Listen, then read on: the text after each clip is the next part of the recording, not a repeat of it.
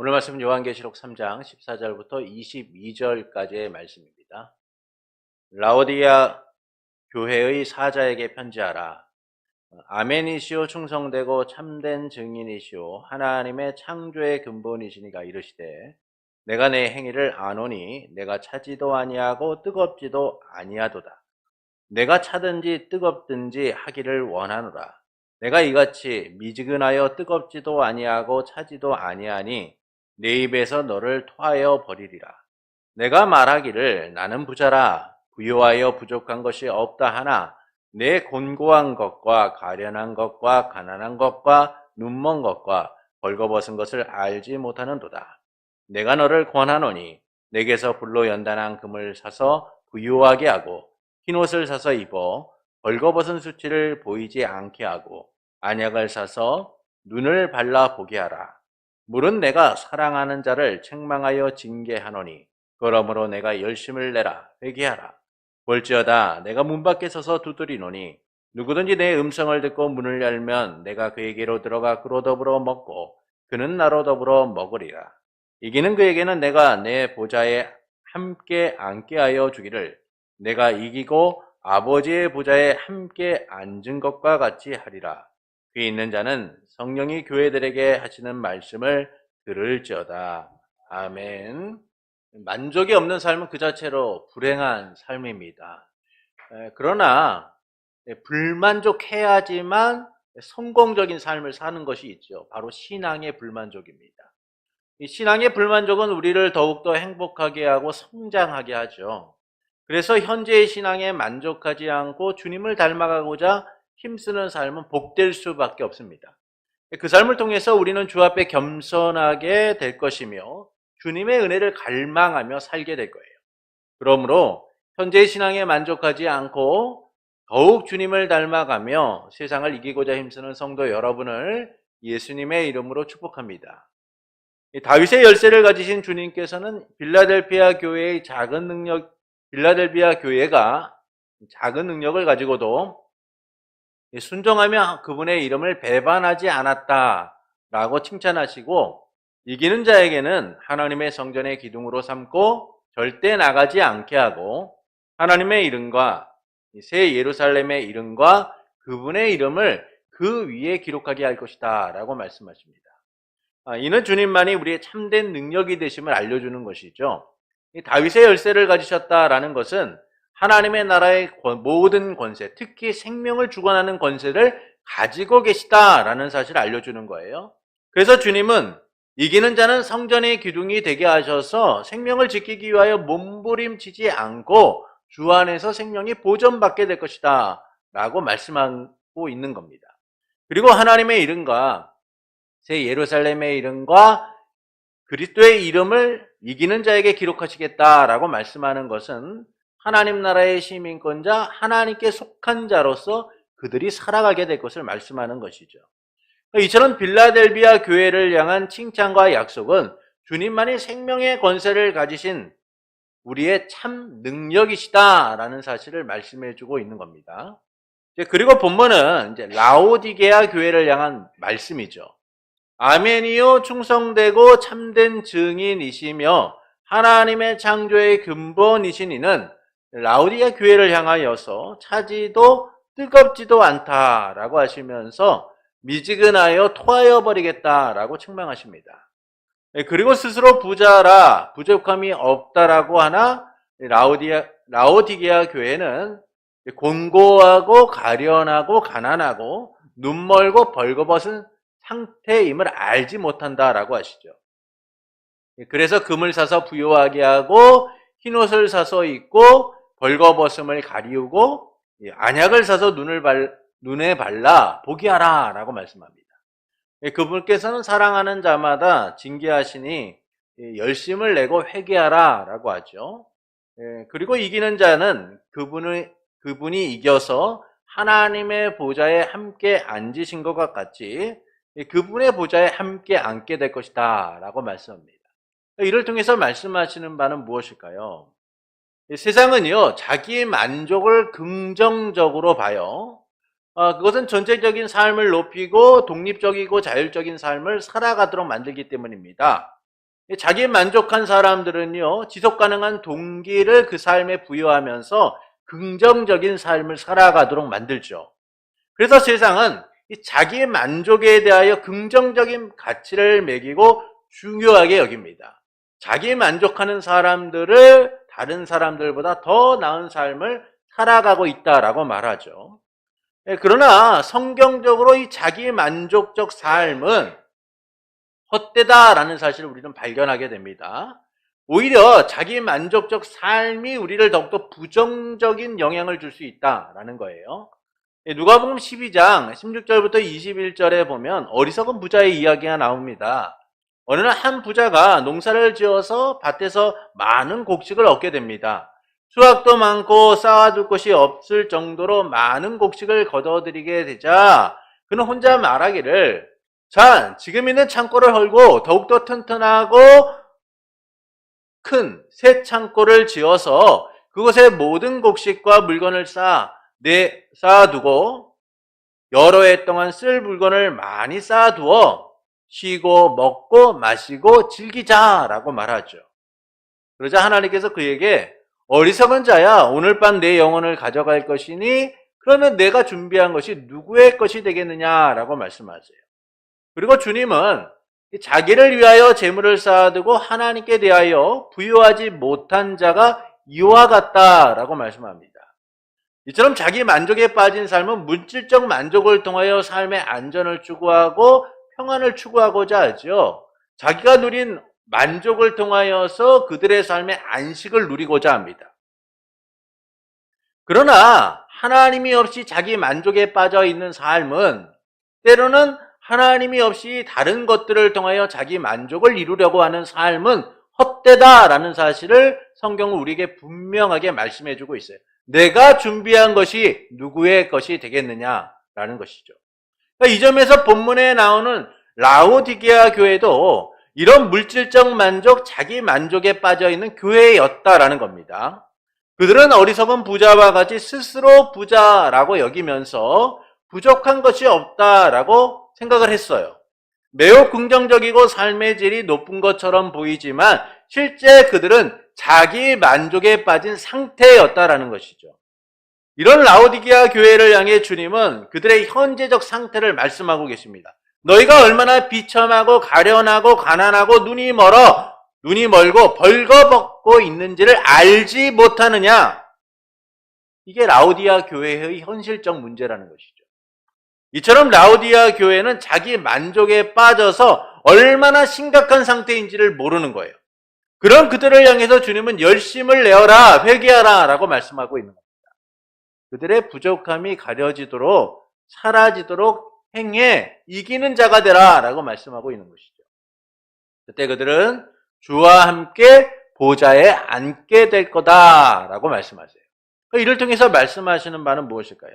자기 만족에서 벗어나 그리스도의 승리를 이루라 라고 말씀하고 있는 거예요. 자기 만족에서 벗어나 그리스도의 승리를 이루라 라고 말씀하고 있는 겁니다. 우리의 승리는요, 곧 그리스도의 승리이기 때문인 거예요. 그래서 본문은 자기 만족에 빠진 미지근한 신앙에서 벗어나서 그리스도와 함께하는 그리스도의 승리를 위해 살아가는 삶이 되어야 된다라고 말씀하는 거예요. 그러니까 이 승리를 통해서 우리는 그리스도의 승리뿐만 아니라 통치를 함께 공유하게 될 거다라는 겁니다. 통치를 함께하게 될 것이다라는 것이죠. 주님과 함께 왕노릇하는 삶을 살게 될 거라는 거예요. 이 놀라운 삶을 우리는 승리를 통해 누리게 된다라는 겁니다. 아멘이요, 충성되고 참된 증인이시고 하나님의 창조의 근본이신 이께서 라오디게아 교회를 향해서 편지하십니다. 아멘은 하나님의 칭호로 사용되는 거예요. 그래서 이사야 65장 16절은 다음과 같이 말씀합니다. 이사야 65장 16절입니다. 이러므로 땅에서 자기를 위하여 복을 구하는 자는 진리의 하나님을 향하여 복을 구할 것이요 땅에서 맹세하는 자는 진리의 하나님으로 맹세하리니 이는 이전 환난이 잊어졌고 내 눈앞에 숨겨졌음이라. 여기서 진리의 하나님이다라는 표현이 두 번 나오는데 이 진리라는 단어는 아멘이라는 단어예요. 이것을 다른 말로 하면 아멘의 하나님을 향하여 복을 구할 것이요 아멘의 하나님을 향하여 맹세하라 라고 말씀하는 것이죠. 그러니까 이 점에서 아멘은 우리의 신앙이 향하는 곳이고 하나님의 칭호를 이야기하는 것이다 라는 것을 우리가 알 수 있습니다. 그래서 아멘이며 충성되고 참된 증인은 참 하나님이시며 참 사람이신 주 예수 그리스도를 의미한다라는 거예요. 특히 하나님의 창조의 근본이시다라는 것은 창조의 시작이며 근본이 된다라는 것으로서 그분에 의하여 세상이 창조되었다라는 사실을 말씀해주고 있는 것이죠. 그래서 요한복음 1장 1절부터 3절은 예수 그리스도께서 창조의 근본, 시작이시다라는 사실을 다음과 같이 말씀합니다. 요한복음 1장 1절부터 3절의 말씀을 우리가 좀 함께 읽겠습니다. 태초에 말씀이 계시니라. 이 말씀이 하나님과 함께 계셨으니 이 말씀은 곧 하나님이시니라. 그가 태초에 하나님과 함께 계셨고 만물이 그로 말미암아 지은 바 되었으니 지은 것이 하나도 그가 없이는 된 것이 없느니라. 이처럼 예수 그리스도께서는 하나님의 창조의 근본, 시작으로서 하나님과 함께 창조의 사역을 감당하셨다라는 겁니다. 이처럼 아멘이요 충성되고 참된 증인이 되시며 하나님의 창조의 근본이신 분은 예수님이심을 알려주는 것이죠. 그분은 우리의 신앙이 향하는 곳이고 세상뿐만 아니라 우리의 삶의 시작이 되신다라는 겁니다. 이와 같은 예수님께서 라오디게아 교회를 책망하시며 이기는 자가 되라 라고 말씀하세요. 이기는 자가 되라 라는 겁니다. 첫째, 주님은 라오디게아 교회의 미지근한 신앙에 대하여 말씀합니다. 본문 15절부터 16절의 말씀을 보시겠습니다. 내가 내 행위를 아노니 내가 차지도 아니하고 뜨겁지도 아니하도다. 내가 차든지 뜨겁든지 하기를 원하노라. 내가 이같이 미지근하여 뜨겁지도 아니하고 차지도 아니하니 내 입에서 너를 토하여 버리리라. 주님은 그들의 행위를 아신다라고 하면서 차지도 뜨겁지도 않고 미지근하여 토하여 버릴 것이다 라고 말씀하세요. 그러니까 라오디아 지역은요 상공업이 매우 발달하여 부유한 도시였습니다. 그러니까 비옥한 땅과 양떼를 먹일 좋은 초원을 가지고 있었어요. 또 이 양모나 모직물의 생산으로 유명했던 지역입니다. 그래서 금융이나 은행, 의학들이 발달해서 아주 부족함이 없는 풍요로운 도시였어요. 그런데 이 라오디게아 지역은 이 북쪽으로 8km 떨어진 히에라볼리, 그리고 이제 동쪽으로 16km 정도 떨어진 이 골로새에서 식수를 공급받고 있었습니다. 히에라볼리는 온천수를 공급하고 있었고 골로새는 찬물을 공급하고 있었어요. 근데 너무나 멀리서 오다 보니까 히에라볼리에서 온천수가 8km 정도에서 이렇게 오다 보니까 이 뜨거웠던 물이 미지근해지는 거예요. 또 골로새에서 찬물이 이렇게 공급받다 보니까 16km 정도 오다 보니까 이 찬물도 미지근하게 되는 겁니다. 그러다 보니까 이 물을 먹고 토할 정도로 너무나 미지근하고 역겨운 그런 맛이 나는 거죠. 그래서 식수로 사용하기에 매우 부족한 그런 상태였어요. 이런 배경 속에서 주님이 말씀하고 있는 거예요. 너희가 물을 마시면서 그 물 미지근해서 먹기조차 힘들지 않느냐. 근데 너희의 신앙이 이렇다는 거야. 뜨겁지도 차갑지도 않고 이게 무슨 신앙이냐라는 것이죠. 성도들의 신앙이 열정도, 뜨거운 열정도 없고 차가운 반감도 없이 그냥 영적으로 무기력한 상태, 미지근한 상태에 놓여 있었다라는 겁니다. 하나님을 택할지 세상을 택할지 분명하게 드러내야 되는데 이도저도 아닌 미지근한 신앙 상태를 가지고 하나님과 세상을 붙잡고 양다리를 걸치며 살아가고 있었다는 것이죠. 신앙은요, 회색지대나 중간지대가 존재하지 않나요? 선택해야만 하는 거예요. 내가 어느 편에 설 것인가? 하나님을 택할지 세상을 택할지 선택해야 하는 겁니다. 여호수아는 이스라엘의 지도자로서 생을 마치기 전 이스라엘 백성을 모아놓고 결단을 요구해요. 여호수아 24장 14절부터 15절의 말씀을 보시겠습니다. 우리 말씀을 함께 읽겠습니다. 그러므로 이제는 여호와를 경외하며 온전함과 진실함으로 그를 섬기라. 너희의 조상들이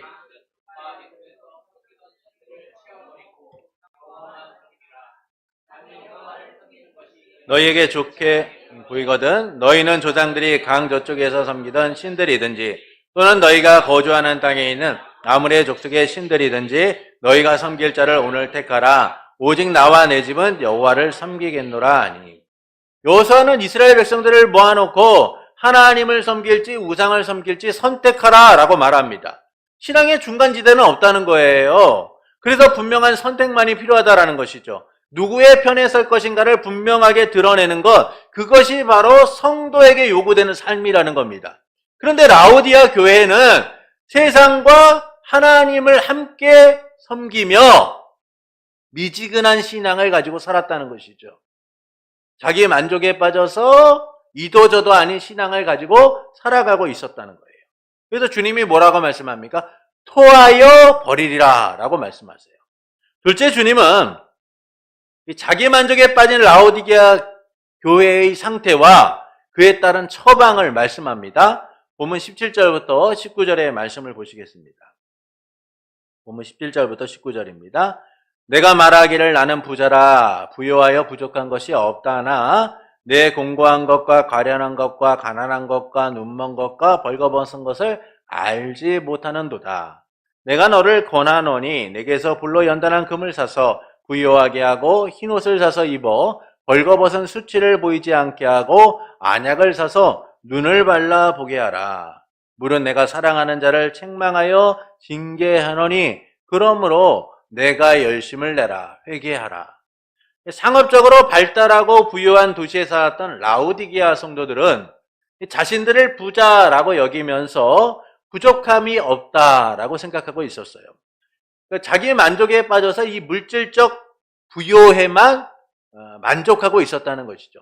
살아가는데 문제없고 물질적으로 어려움이 없다 보니까 그들은 스스로의 신앙에 만족하며 나 참 부자다, 이 정도면 괜찮다라고 생각하고 살고 있었다는 거예요.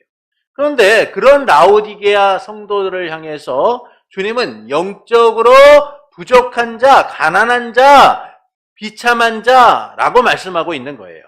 공고하고 가련하며 가난하고 눈이 멀고 벌거벗은 자다라는 것이죠. 물질적으로 부유한 것 같은 그들이 실제적으로는 영적으로 너무나 가난한 사람들이다라는 거예요. 자기 만족에 빠져서 영적 빈곤을 알지 못한 채 살아가고 있는 사람이라는 겁니다. 그래서 주님은요, 당시 발달된 라오디게아의 물질적 풍요를 말씀하시면서 불로 연단한 금을 사서 부요하게 하고 흰옷을 사서 벌거벗은 수치를 가리고 안약을 사서 눈에 발라 포기하라 라고 말씀해요.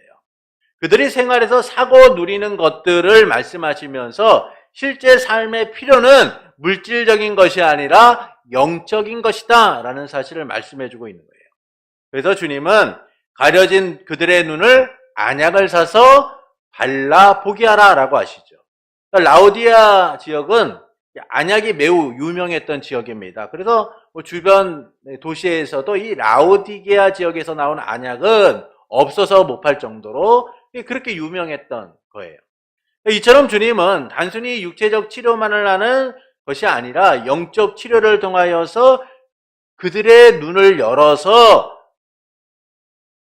무지함을 알도록 하고 계신 것이죠. 자기 만족에서 벗어나서 주님을 통해 만족하는 인생이 되라라고 말씀해주고 있는 거예요. 그래서 주님은 사랑하는 자를 책망하고 징계한다라고 하시면서 열심을 내라, 회개하라라고 말씀해요. 그러니까 여기서 이 회개하라라는 말은 반복적인 회개를 이야기해주고 있는 거예요. 단번에 이루어진 회개를 이야기해주고 있는 겁니다. 너희가 회개를 통하여 성도가 되었으니 단번에 회개를 통하여 하나님의 은혜를 누리는 자들이니 이제는 열심을 내어라 라고 말씀해주고 있는 거예요. 이 열심은 뭡니까? 계속적으로 말씀대로 행하는 삶을 살아가라는 거예요. 멈추지 말라는 겁니다. 가던 길을 중간에 멈추는 그런 삶을 살지 말고 주님이 목적하신 바를 향하여 끝까지 달려가는 자가 되라 라고 말씀해주고 있는 것이죠. 이 점에서 열심을 내라 회개하라 라는 의미는 회개에 합당한 삶을 살기 위하여 영적 부요를 이루기 위하여 힘쓰는 자가 되라 라고 말씀해주고 있는 거예요. 왜냐하면 그 삶이 영적 빈곤에서 벗어나서 영적인 부여를 이루기 때문인 거예요. 자기 만족의 어리석음에서 벗어나서 지혜로운 영적 생활을 하게 되기 때문인 겁니다. 그래서 주님은 그 삶이 가져온 삶의 결과에 대하여 말씀해주고 있죠. 셋째, 그리스도와 함께하는 삶에 대하여 약속하고 계세요. 본문 20절부터 21절을 함께 읽겠습니다. 본문 20절부터 21절입니다. 볼지어다 내가 문 밖에 서서 두드리노니 내가 그에게로 들어가 그로 더불어 먹고 그는 나와 더불어 먹으리라. 이기는 그에게는 내가 내 보좌에 앉으며 내가 이기고 아버지 보좌에 함께 앉은 것과 같이 하리라. 회개하고 열심을 내면 그 삶이 주님과 함께하는 삶을 살아가게 된다라는 겁니다. 20절은 라오디게아 교회 성도들, 미지근한 신앙으로 살아가고 있는 사람들이 마치 문을 닫고 열지 않는 자와 같다라는 사실을 우리에게 말씀해주고 있는 거예요. 이는 하나님과 세상에 함께하며 회색지대에 있는 그 신앙이 얼마나 헛된 것인가를 알려주고 있는 거죠. 신앙을 갖고 있다라고 하지만, 주님을 믿고 있다라고 하지만 사실은 문을 열지 않고 닫아놓은 채 그렇게 자기 만족 속에 살아가고 있다라는 거예요. 주님이 함께하고 있지 않음에도 함께하는 것처럼 그런 나태한 신앙 가운데 살아가고 있다라는 겁니다. 그래서 주님이 말씀하는 거예요. 볼지어다 내가 문 밖에 서서 두드리노니 누구든지 나의 음성을 듣고 문을 열며 내가 그에게로 들어가 그로 더불어 먹고 그는 나로 더불어 먹으리라. 미지근한 신앙이 아니라 주님을 향하여 회개하고 열심을 내어 살아가는 성도의 삶 가운데 주님이 함께 하시고 교제하시겠다라고 말씀해주고 있는 것이죠. 주님과의 단절된 삶이 아니라 그리스도와 함께하는 삶을 살아가게 될 거라는 거예요. 주님과의 온전한 교제를 이뤄서 영적인 부여를 누리게 될 것이다 라는 겁니다. 그리고 주님은 이기는 자에게 주님의 보좌에 함께 앉게 될 것이다 라고 하시죠. 주님께서 이기고 아버지의 보좌에 앉은 것 같이 함께 앉게 될 것이다 라고 하세요. 이는 예수님의 승리가 아버지의 승리이기 때문인 거예요. 예수께서 승리하신 그 놀라운 일들이 아버지의 승리이기 때문에 아버지와 함께 보좌에 앉으셨다라는 겁니다. 예수님께서 성육신 하시고 고난받으시고 십자가에 죽으시고 부활하신 이후에 승천하셔서 어디에 앉으셨어요? 하나님의 보좌 우편에 앉으셨어요. 예수님이 아버지의 승리하심을 통하여 아버지의 승리를 가져오므로 하나님과 보좌에 함께 앉게 되었다라는 사실을 우리에게 말씀해주고 있는 것이죠. 이 점에서 성도의 승리는 그리스도의 승리라는 사실을 말씀해주고 있는 거예요.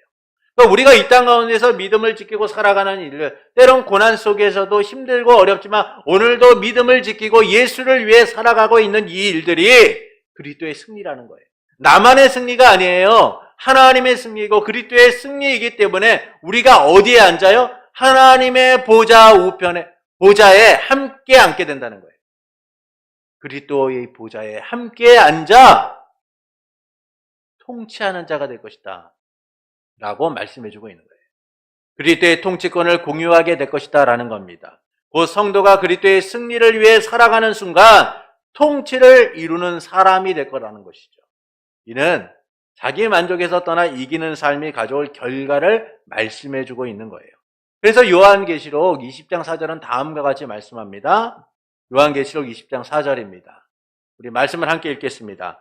또 내가 보좌를 보니 거기에 앉은 자들이 있어 심판하는 권세를 받았더라. 또 내가 보니 예수를 증언함과 하나님의 말씀 때문에 목배임을 당한 자들의 영혼들과 또 짐승과 그 우상에게 경배하지 아니하고 그들의 이마와 손에 그 표를 받지 아니한 자들이 살아서 그리스도와 더불어 1000년 동안 왕노릇하니.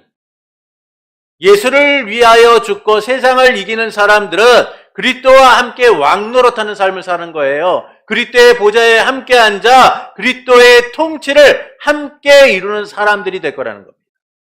그래서 주님은 이기는 자는 주의 보좌에 함께 앉게 될 것이다 라고 말씀해주고 있는 것이죠. 우리의 승리가 단지 우리의 승리로 끝나는 것이 아니라 그리스도의 승리가 되어서 왕이신 그분의 통치를 우리도 함께 이루며 살아가게 될 거라는 거예요. 이처럼 본문은 자기 만족에서 벗어나 그리스도의 승리를 이루는 삶에 대하여 말씀해주고 있는 거예요. 우리의 승리가 그리스도의 승리이며 주와 함께 왕노릇하는 삶을 살아가게 될 것이다 라고 말씀하는 거예요. 그래서 우리는요, 자기 만족에서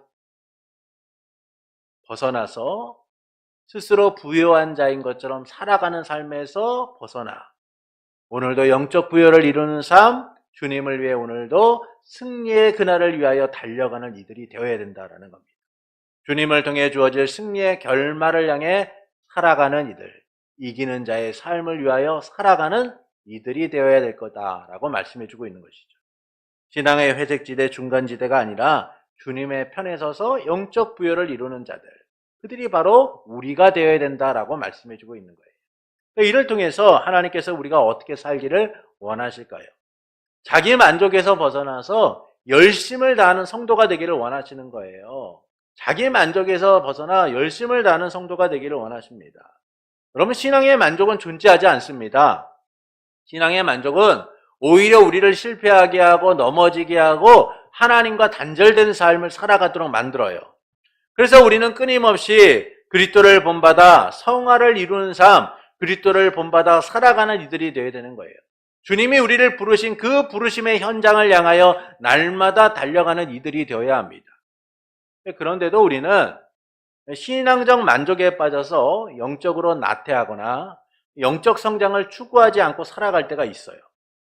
스스로의 신앙에 만족하며 신앙의 열정이나 성장 없이 살아가기도 합니다.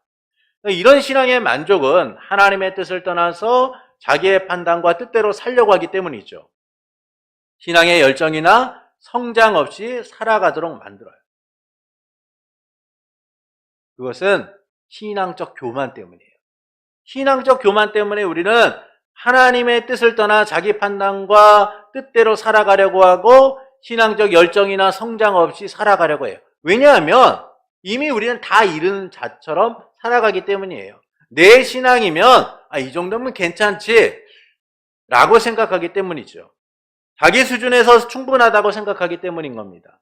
자기의 부족함을 돌아보고 더 하나님의 뜻을 살고자 하기보다는 자기 생각과 뜻대로 스스로의 신앙을 높게 평가하기 때문이죠. 그러다 보니까 언제나 회색지대, 중간지대에 머물러 살아가게 되는 거예요. 더 이상의 발전도 없이 안주하고 정체된 삶을 살아가는 겁니다. 마치 목표에 도달한 상태인 것처럼 더 열심을 내지 않고 살아가게 되는 거예요. 그러니까 이런 신앙적 교만, 스스로 영적 부자라고 생각하는 삶은 언제나 하나님과 세상을 함께 공유하며 살아가게 되는 거예요. 신앙적으로 더 열심을 내지 않아도 잘 살고 있다라고 생각하니까 세상에서 누리는 것들, 세상에서 내가 원하고 바라는 것들을 추구하고 살아가는 일들이 부담감 없이 다가오는 거죠. 그냥 아무렇게나 살아도 괜찮은 것처럼 생각하며 살아요. 햇살이 비치는 따뜻한 한날 예루살렘 성전을 향해서 두 사람이 걸어 올라가고 있었습니다. 한 사람은 바리새인이었고 또 한 사람은 세리였어요. 바리새인은 자신감이 넘치게 사람들이 보도록 서서 기도하기 시작합니다. 하나님, 저는 다른 사람들과 다릅니다. 훔치지도 않고 불의하지도 않고 간음하지도 않았어요. 저는 저 세리와 다릅니다. 그래서 감사합니다. 그리고 저는 일주일에 2번이나 금식하고 소득의 11조를 드립니다. 바리새인은 누구보다 자기 신앙에 만족하고 있었고 그것을 자랑스럽게 여겼죠. 그러나 세리는 사람들의 시선을 피해 멀리 서서 고개조차 들지 못하고 기도했습니다. 가슴을 치며 하나님, 저를 불쌍히 여겨주십시오. 저는 죄인입니다. 용서받지 못할 죄인입니다. 부디 은혜를 베풀어 주십시오. 자기 신앙의 부족함을 알고 겸손하게 기도한 세리. 이 두 사람에 대하여 말씀하신 예수님은 바리새인이 아니라 세리가 의롭다라고 하시면서 무릇 자기를 높이는 자는 낮아지고 자기를 낮추는 자는 높아지게 될 것이다 라고 말씀하셨습니다. 이처럼 교만은 신앙의 만족으로 나타나게 되어 있는 거예요. 스스로 만족하며 영적으로 성장하지 못한 채 도태되고 정체된 상태 가운데 있게 되는 겁니다. 신앙의 교만에 빠져 다 이룬 것처럼 생각하기 때문인 거죠. 그래서 어떤 이들은요, 신앙의 연수나 신앙생활을 근거로 해서 스스로 거룩하다라고 여기고 스스로 우월하다고 여기고 그렇게 살아가요. 신앙에 만족하고 우월함을 드러내고자 하죠. 직분과 헌신 등 여러 가지 신앙에 만족된 근거들을 얘기하면서 내가 어떤 사람인 줄 알아? 내가 어떤 신앙을 가졌는 줄 알아? 내가 얼마나 기도하고 얼마나 성경 많이 보고 얼마나 헌신하는 줄 알아? 스스로를 자랑하며 그 삶에 만족하고 살아가요. 그러나 주님은 분명하게 말씀하세요.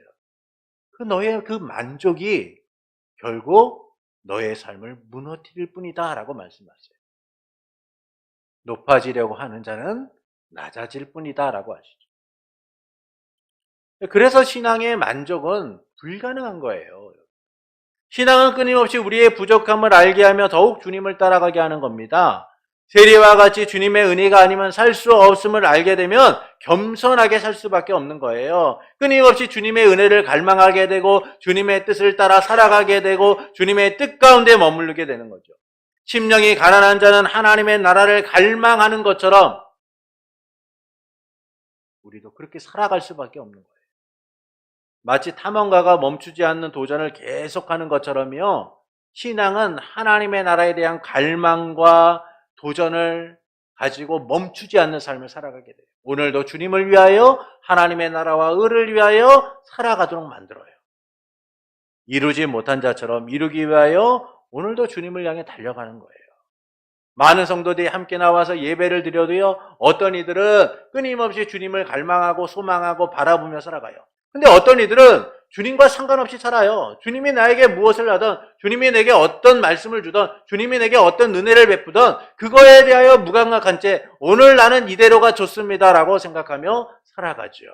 그런데 사도 바울은 우리에게 이렇게 말씀해요. 빌립보서 3장 12절부터 14절에서 다음과 같이 말씀합니다. 빌립보서 3장 12절부터 14절입니다.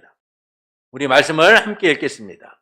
내가 이미 얻었다 함도 아니요 온전히 이루었다 함도 아니라 오직 내가 그리스도 예수께 잡힌 바 된 그것을 잡으려고 달려가노라. 형제들아, 나는 아직 내가 잡은 줄로 여기지 아니하고 오직 한 일, 즉 뒤에 있는 것은 잊어버리고 앞에 있는 것을 잡으려고 표대를 향하여 그리스도 예수 안에서 하나님이 위에서 부르신 부름의 상을 위하여 달려가노라. 여러분, 바울이 어떤 사람입니까? 다메섹에서 예수 그리스도를 만나서 주님께 잡힌 바 된, 메인 바 된 삶을 살았던 사람이에요. 누구보다 복음에 대한 열정과 열망으로 가득했던 사람입니다. 그는 끊임없이 복음을 위하여 달려갔고 복음을 위하여 생명을 걸었고 복음을 위하여 그 인생의 전부를 걸었던 사람이에요. 자랑할 만하고 드러낼 만하고 모두가 존경할 만하고 모두가 따를 만한 그런 사람이에요. 그런데 그가 뭐라고 고백합니까? 나 이미 다 가졌다? 나 모든 것 누리고 있다라고 말하지 않아요. 갖지 못한 자처럼, 잡지 못한 자처럼, 도달하지 못한 자처럼 나는 오늘도 그렇게 살아가고 있다. 사도 바울은 아직 도달하지 않은 것처럼 표대를 향하여 부르심의 상을 위해 달려간다라고 말합니다. 그가 앞에서 이룬 성과나 헌신이나 모든 것을 잊어버리고 처음 시작하는 것처럼 오늘도 주님께 잡힌 바 된 그 모습 그대로 달려가고 있다. 주님을 향해 나아가고 있다라고 말하죠. 이처럼 신앙은 멈추지 않고 주님이 정하신 목표를 향하여 달려가는 거예요. 주님이 베푸신 은혜를 따라 살아가는 겁니다.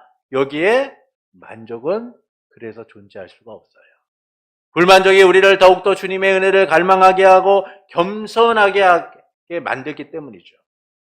그래서 신앙의 나태함이나 무기력함에 빠져서 살아가는 것이 아니라 이제 그 신앙적 나태함과 영적 무기력함에서 벗어나 지속적으로 영적 부여를 이루는 삶을 살아가야 합니다.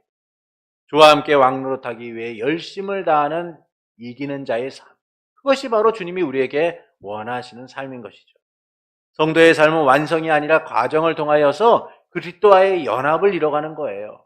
주 안에서 오늘도 살아감을 누리는 겁니다. 세상적으로 성공하지 못해도, 세상적으로 성과를 내지 못해도 우리의 삶 자체가 주 안에서 복된 삶인 거예요. 우리의 승리가 그리스도의 승리이고 우리의 삶이 그리스도의 교제를 이루는 복된 삶이기 때문이죠. 그래서 우리는 신앙의 자기 만족에서 벗어나서 주님이 우리에게 주신 삶을 소중하게 여기며 살아가야 됩니다. 더욱 하나님의 나라를 갈망하고 신앙의 열심을 다하는 성도가 되어야 하는 거예요. 이 삶을 통해 우리는 영적 부여를 누리게 될 것이고 신실한 주의 성도로 살아가게 될 겁니다. 그러므로 자기 만족에서 벗어나 열심을 다하기를 힘쓰는 성도가 되시는 것은 어떨까요? 영적 나태함의 원인을 파악해서 주님의 편에서 주님의 뜻대로 살고자 힘쓰는 성도가 되시는 것은 어떨까요? 사랑하는 성도 여러분, 예수님은 라오디게아 교회를 향해서 차지도 뜨겁지도 않고 미지근하다라고 책망하시면서 너희는 스스로 부자라고 여기나 실제는 가난하고 빈곤하고 너무나 가련한 인생이다라고 말씀하시죠. 그리고 열심을 내고 회개하라라고 하시며 이기는 자에게는 그분의 보좌에 함께 앉게 될 것이다 라고 하십니다. 이는 자기 만족에서 벗어나서 그리스도의 승리를 이루어야 함을 말씀해주고 있는 거예요. 예수님은 스스로 부유하다라고 생각하나 실제는 영적으로 가난한 그들의 실상을 밝히시면서 미지근한 신앙에서 돌이켜 열심을 내어 회개하라라고 권면하십니다. 라오디게아는 물질적으로 풍요로웠지만 영적으로 매우 가난하고 무기력한 자들이었다라는 것이죠. 자기 만족에 빠져 영적으로 나태하고 도태된 인생들이었다라는 거예요. 그래서 주님은 눈을 열어 참된 부요함, 곧 물질이 아닌 영적 부요를 추구하라라고 말씀하세요. 주님은 또한 문 밖에 서서 두드리시며 마음의 문을 여는 자에게 친밀한 교제와 영광스러운 동행을 이루실 것을 말씀하시죠. 그리고 이기는 자에게는 주님의 보좌에 함께 앉게 될 것을 약속하십니다. 이는 성도의 승리가 그리스도의 승리이기 때문이에요. 성도는 그래서 주의 보좌에 함께 앉아 왕 노릇하게 될 것이다 라는 겁니다. 이처럼 본문은 신앙적 자기 만족에서 벗어나 그리스도의 승리를 이루어야 함을 말씀해주고 있어요. 그 이유는 우리의 승리가 그리스도의 승리이기 때문이죠. 그 승리를 통하여 우리는 그리스도와 함께 왕 노릇하는 삶, 통치를 이루는 삶을 살아가게 될 거라는 거예요. 이 얼마나 축복된 삶입니까? 이 얼마나 놀라운 삶입니까?